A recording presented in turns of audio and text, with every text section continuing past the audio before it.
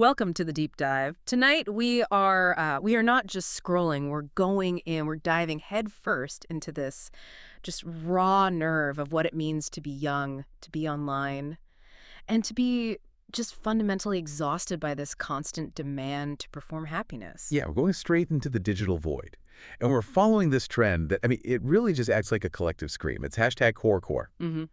And if you've spent any time on TikTok, you have seen it, you've felt it. It's just chaotic. It's frenetic. It's like a stream of consciousness delivered through these super rapidly edited cultural snippets. Oh, completely. You'll see like a clip from a movie you love, then a meme from 10 years ago, then a flash of some really unsettling news footage. All mashed together.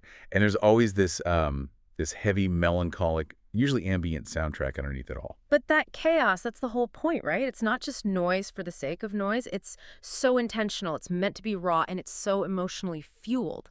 It is. It's this like genuine, unfiltered expression. And it feels like it's fighting this silent war against the completely constructed, polished, just artificial nature of mainstream social media. It's a total rejection of the perfect life aesthetic. That's exactly it. We're talking about a whole new medium here. It's a digital collage, this amalgamation of all these different cultural elements that, because it refuses to be polished, it just resonates so deeply with Gen Z's values. It feels like a cultural signpost. Yeah. And it's influencing their attitudes not just about the internet, but like about society itself. Right. It's the new aesthetic of authenticity, but it's an authenticity that's built on, shared pain, on this kind of existential malaise. Yeah, when you really look at the content under that tag, the themes they're intense. They are overwhelmingly serious. It's all mental health struggles, existential questions, and some really, really sharp social critique. So that's our mission tonight for this deep dive. We're going to try and understand what happens when a whole generation tries to express itself genuinely, but inside a digital world that was engineered, like from the ground up, for performance, for monetization. And what's the psychological cost of that fight? How does this invisible hand of the algorithm shape the very despair that it profits from? Okay, so let's start where the emotion is highest. Let's start with vulnerability. Because this collective desire for compassion, it's clearly fueling this entire movement, especially when you think about how isolating these platforms can feel. That is the central irony of our digital lives. Social media promises this ultimate connection, proximity to everyone, and yet what it so often delivers is this curated, hyper-performative exposure that just intensifies comparison and drives anxiety. And hashtag #core tries to be the antidote to that, the raw, messy antidote, by just refusing to hide the ugly parts of reality. Exactly. And nothing demonstrates that collective anxiety better than the kind of content that really breaks through. The videos that basically act as a mirror for this systemic distress. Okay, we have to talk about the viral video that just dominated the hashtag #core search results earlier this year. It's layered with so much pain. It's a devastating piece of digital commentary. It is. The clip opens, and it's just stark. It's the news segment announcing the tragic suicide of Robin Williams. Right, the loss of this beloved figure, someone known for bringing joy. It immediately just sets this profound tone of shared despair, shared loss. And then the transition that follows is, as you said, it's a gut punch. It shifts to a real-life, deeply affecting scene. It's a traffic stop. You see this distraught driver, totally overwhelmed, and he's on the phone with a suicide hotline. And the police officer's there, offering support, trying to de-escalate, and he offers to call an ambulance. Right. But this is where that personal trauma becomes this scathing, systemic critique. Yeah. The driver says no, he declines the ambulance. Yeah. And the reason he gives, stated so plainly in the middle of this life-or-death crisis, is cost. It's about the money. And that one decision. Choosing to worry about a bill over immediate necessary medical intervention. It just vividly exposes the huge socioeconomic barriers that are built into the U.S. healthcare system. It forces you, the person just scrolling on your phone, to confront this reality that for a massive number of people, getting help isn't a question of need. It's a question of affordability. You're at your absolute lowest point, and the system's failure has a dollar amount attached to it. It's brutal. Exactly. And the segment ends with this incredibly raw human moment that just crystallizes this deeper psychological need. The driver, you just ask the officer, "Can I have a hug?" That request, it's so simple, so basic, and it just It transcends the medical critique, the financial critique, and it gets right down to the core human need for contact, for comfort. It's a plea for authentic connection in a moment where the entire social safety net is either invisible or just too expensive. It's a universal longing for human touch. And you see that reflected in the comments, right? You see thousands of comments, things like I can't afford that, and can I have a hug? I felt that deeply. It just confirms that this isn't one person's isolated crisis. It's a shared generational trauma. The hug, in this context, it's a symbol. It's a symbol for connection, for care, for community, at the exact moment when the established professional system, the ambulance, is inaccessible because of cost. And the audience is so aware of that distinction. You see the comments like you said, I can't afford that, America, or just these other really explicit expressions of frustration that expose this public anxiety over the financialization of health. So these hashtag core videos, they're so much more than just entertainment. They're like these real-time user-generated windows into systemic failures. They're highlighting this inseparable link between the mental health crisis and economic inaccessibility. They're effectively screaming, we are suffering, and the price of admission to get help is part of the suffering itself. What's so fascinating, though, is that even while they're venting all this despair, they're simultaneously trying to, transform the medium into something therapeutic. Yeah. It's like they recognize the tool is flawed, but they're trying to reprogram it themselves for some kind of positive collective good. Exactly. And we absolutely see that therapeutic drive. You just have to look at the counter-narratives that spring up, like the subgenre hashtag hopecore. Right, hashtag hopecore. This content consciously uses the same digital structure, the rapid editing, the evocative music, but it uses it as a vehicle for transformation.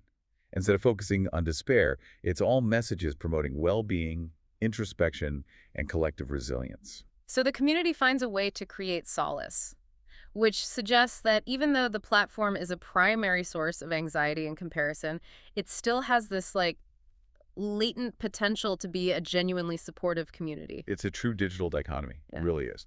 And that dichotomy is crucial because all of that community building, all that hope, is still happening inside an architectural framework that was designed for one thing: to extract maximum engagement and ultimately profit. Which is the perfect pivot. Yeah. So if we've looked at the despair in the content, let's now look at the structure that dictates how that despair gets amplified. Let's talk about the architecture of influence. This gets us right into the central tension of the platform, which is how much agency do the creators and the users actually have? We can frame this whole struggle using these organizational culture concepts, top-down versus bottom-up. Right. So the top-down view is the structure. In this case, that's the algorithm. It's the directional gatekeeper. It's the curator.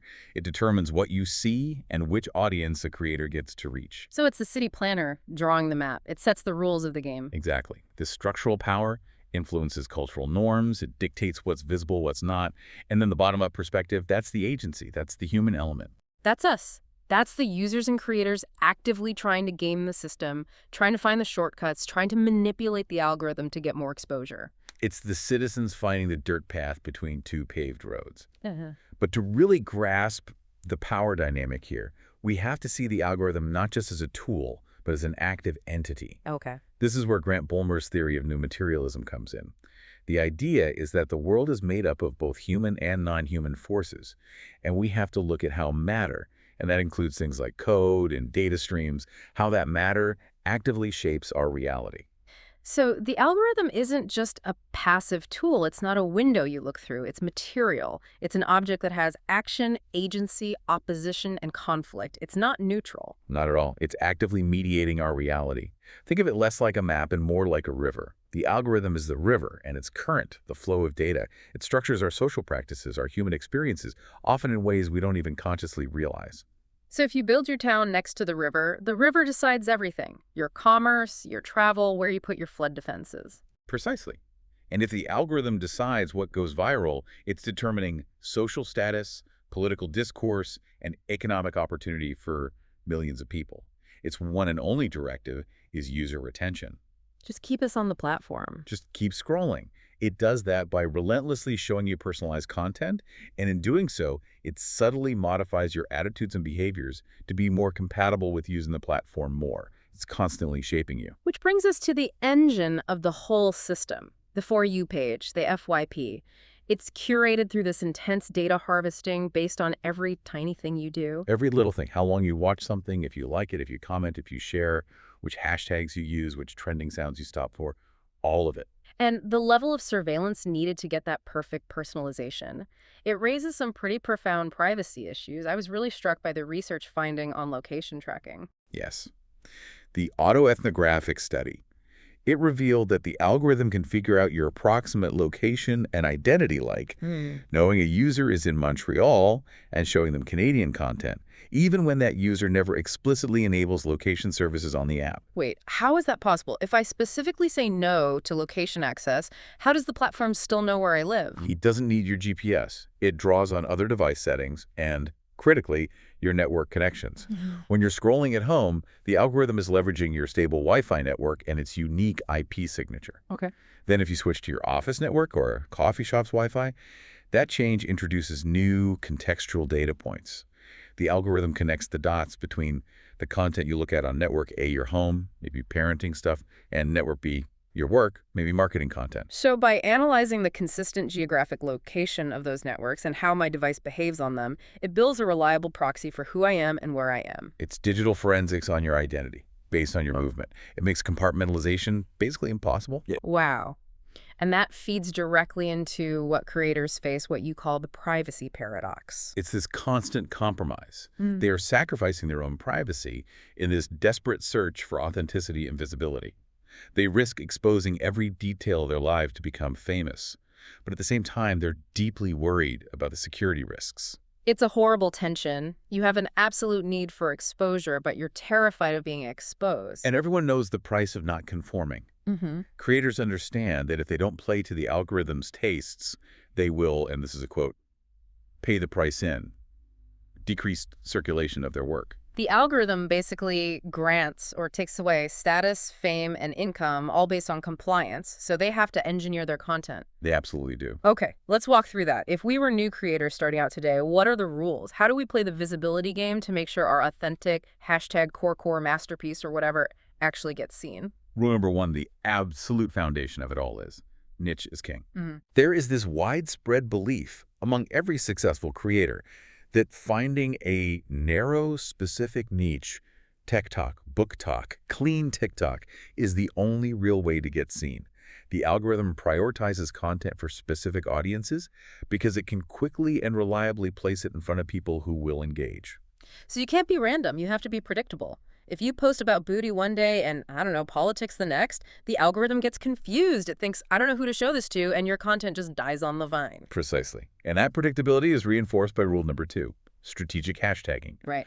Creators found that success depends on using relevant, highly specific hashtags like hashtag spring outfits rather than broad ones like hashtag FIP. Some creators even suggest a sweet spot of about 5 correlating hashtags anymore, and you risk confusing the algorithm about which audience bucket to put you in. So hashtags aren't just labels anymore. They're SEO tools. They're the metadata the algorithm uses to categorize us, and we have to feed it the right ones. Now, here's where it gets really cynical. The third rule. Many creators believe that on-screen text or subtitles are more parsable by the algorithm than audio or visuals. I've seen this. They flash the text so quickly you can't actually read it in one go. Exactly. They use that text to stuff in relevant search terms, optimizing for SEO directly on the visual layer. But the speed is a trick. It's a direct manipulation of user behavior. If the text is fleeting, you're forced to loop the video, watching it 2 or 3 times just to finish the sentence. And the algorithm registers that loop as high viewer retention, rewards the creator with the push, and the video goes even further. Retention is the platinum standard. You're basically using a technical trick to inflate your engagement metrics. Wow. And finally, the fourth rule, the one that burns everyone out, posting frequency. Mid and macro tier influencers show this clear, undeniable link between consistent, frequent posting, we're talking daily, sometimes multiple times a day, and sustaining high engagement. It's a relentless, demanding treadmill. You have to be specific, you have to be tagged correctly, you have to be technically clever, and you have to be constantly present. And that demands a massive psychological toll. Which brings us to the consequences. Let's look at the dark side of all this connectivity, the addiction, and the the estrangement that comes from it. Yeah, this moves us into some pretty grim territory. The link between social media addiction, or SMA, and severe depressive symptoms, low self-control, anxiety, sleep disorders, self-esteem issues.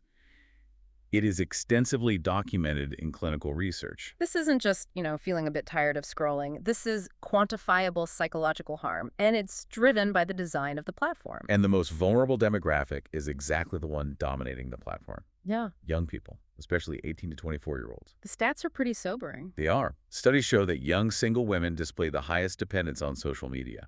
A 2018 U.S. study found that young people average 5 hours a day on their smartphones. 5 hours? 5 hours a day. And women in that group showed 58% more depression symptoms than men, directly correlated with that usage. That is a huge chunk of your waking life, spent feeding an optimized system that, in return, often reinforces feelings of inadequacy and comparison. It could be driving the very depressive symptoms that fuel the raw authenticity of #CoreCore. It's a completely vicious feedback loop. Yeah. And this environment of algorithmic mediation, it leads to this specific, very modern form of estrangement that researchers are calling synthetic social alienation, or SSA. Okay, SSA. So it's like a hybrid form of alienation. It's an extension of the classic Marxist idea, right? Where the worker is estranged from the product of their labor. Exactly, but this is intensified and digitally mediated. So if classical alienation meant I don't own the shoe I made, synthetic social alienation means I don't own the self I present online, and that self is being used against me. Let's break down the 4 specific patterns of SSA you found, starting at the systemic level. The first pattern is algorithmic manipulation. This is the platform actively prioritizing content not based on organic human interest or thoughtful debate, but purely on its potential for virality, polarization, and retention. So the algorithm is like a giant emotional regulator, and it amplifies conflict because conflict gets clicks. It sells. It's consciously shaping the discourse away from the nuanced, quiet, real conversations and pushing it toward the loudest, most polarizing, most clickable arguments. Which leads right into the second pattern, digital alienation. It does. Because users rely so heavily on these curated feeds, they start to develop a narrower and narrower worldview. This reliance diminishes initiative. You stop seeking out different information, and it leads to isolation inside these homogenized content ecosystems. The convenience of the perfect, tailored feed ultimately robs you of the critical thinking you need to navigate different perspectives. You're being perfectly served, but you're also being trapped. Which is the third pattern, platform dependency. Right. Users lose their agency in these environments that are designed to prioritize convenience and constant engagement over any kind of transparency. The user becomes dependent on the platform for their social fulfillment. You are both a data producer and a monetized target in this loop. You need the platform to feel seen, which is exactly what the platform wants. And the fourth pattern, the one that really connects this isolation to radicalization, is the notorious echo chamber effect. Okay. Algorithms naturally reinforce your pre-existing biases. They promote content that aligns with what you've already engaged with, and this builds ideological silos. But what's so insidious is how this can lead to unintentional radicalization. The system doesn't need you to consciously seek out harmful stuff. Okay, so walk me through that. How does that mechanism work? If I leave a simple, authentic comment like "that's real" on that video critiquing the healthcare system, how does the algorithm use that to potentially radicalize me? So by registering that engagement, the algorithm notes your affinity for content that critiques systemic structures. It also notes that the content probably has emotionally charged, maybe polarizing language. Okay. It will then start to subtly prioritize other videos that share that same emotional temperature and that same critical tone. These new videos might contain more extreme opinions, maybe edging into political conspiracies. Over time, your feed becomes this enclosed feedback loop, reinforcing and escalating what might have been a mild discontent into a really hardened ideological position. And we've seen the real-world fallout from this, the hate speech problem.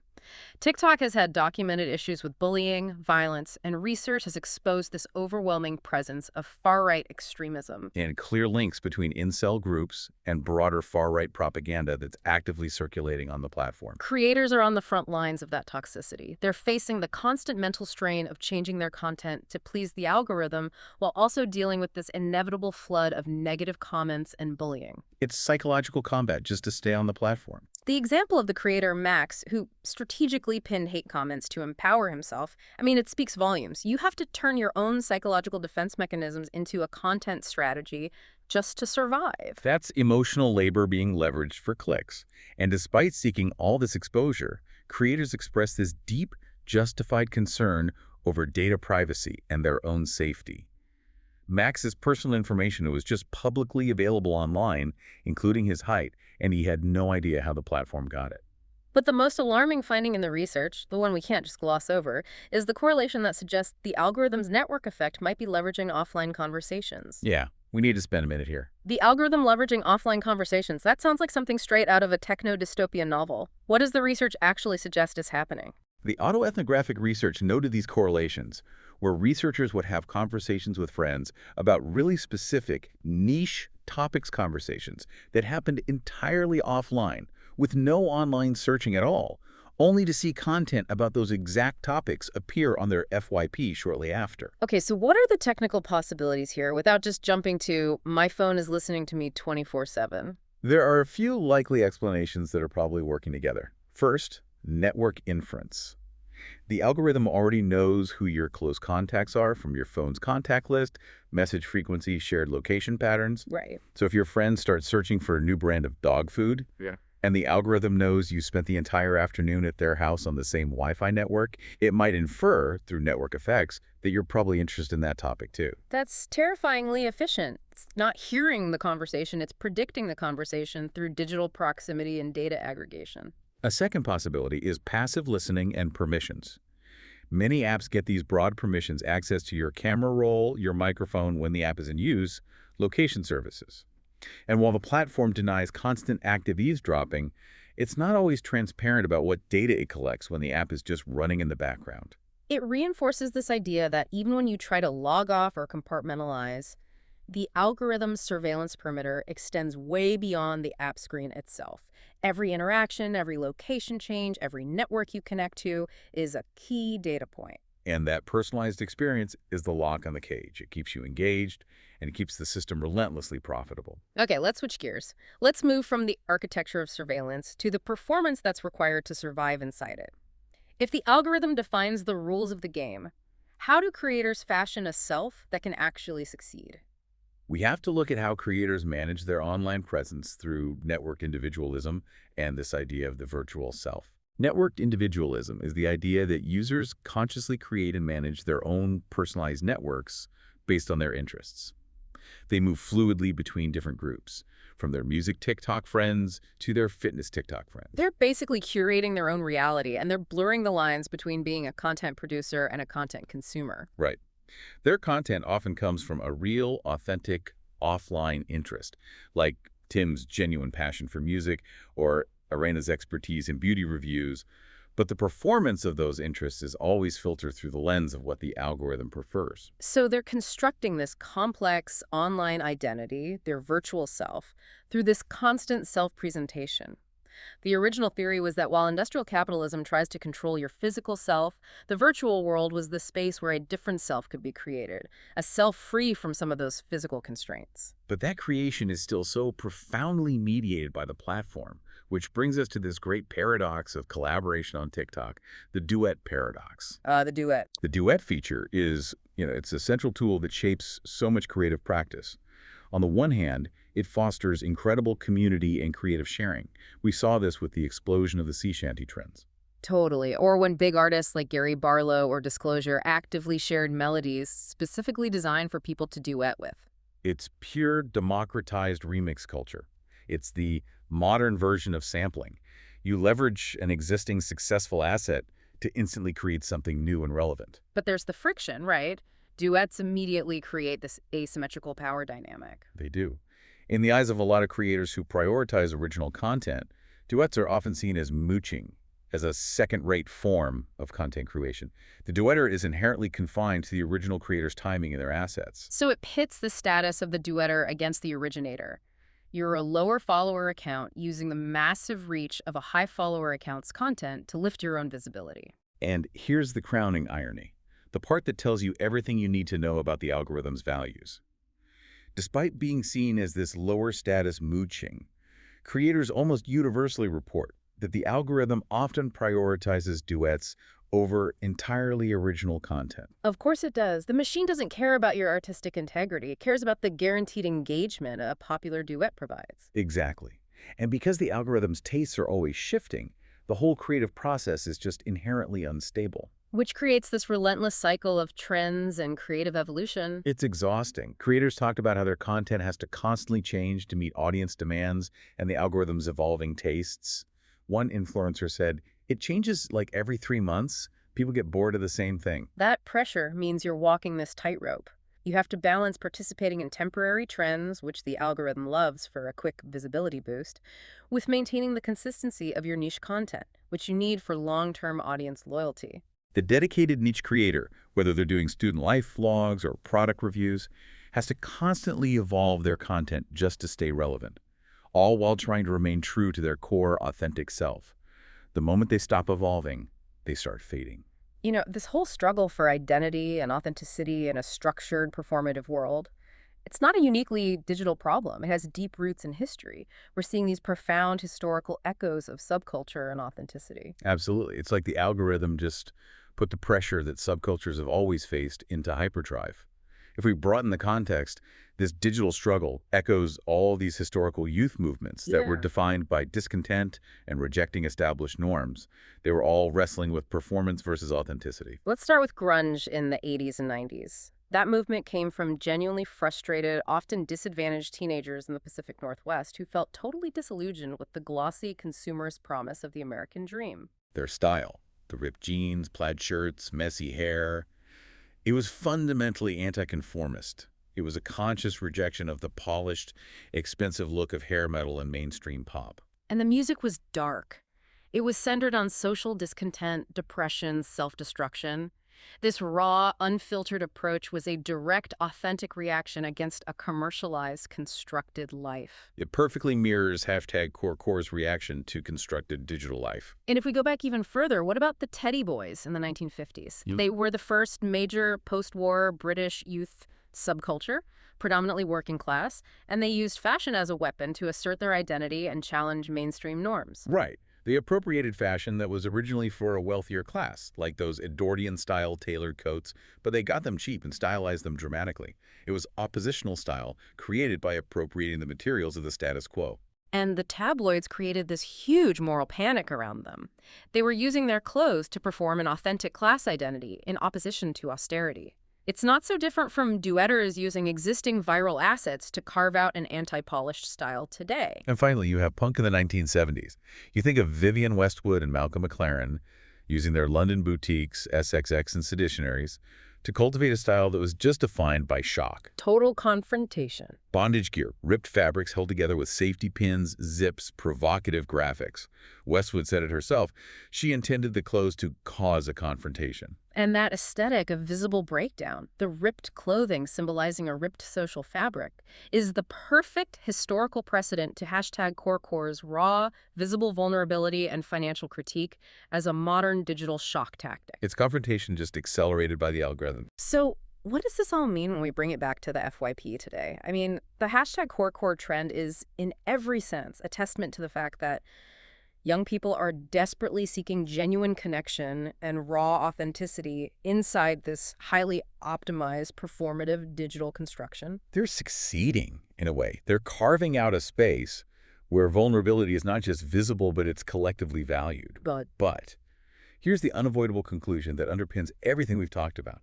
That space, that community, that authentic vulnerability, it is fundamentally, inextricably shaped and monetized by the very algorithmic system they're reacting against. The machine is not just watching, it is calculating. And that is the synthesis we have to leave you with. The algorithm acts as this captivating, personalized trap. It shapes what you engage with. It subtly transforms your sense of agency through dependency. And at the end of the day, the despair, the social critique, the plea for a hug, it's not a cry for help to the world. No, it's just the latest piece of highly valuable, emotionally charged data. It becomes the algorithm's ultimate, most potent fuel. And you have to ask, if every expression of genuine human feeling, from despair over unaffordable healthcare to the simple, raw request for human touch, is immediately parsed, categorized and amplified only to feed back into an addictive, profit-driven system, is genuine expression on a global scale even possible anymore? Or is the most authentic thing you can post simply the most desirable data point for the optimization engine? We dove in looking for the real behind the real, and what we found is that the struggle for authenticity is just generating a higher grade of currency for the machine. And that is a paradox that should linger with you long after you close your app. It makes you question whether the only truly authentic act left is, I don't know, radical self-censorship, or maybe just logging off entirely. But then you sacrifice the potential for that real community we see forming in places like #HopeCore. It's the ultimate digital catch-22. It really is. The choice remains: play the visibility game by the machine's rules or vanish into the silence. Something to mull over until our next deep dive.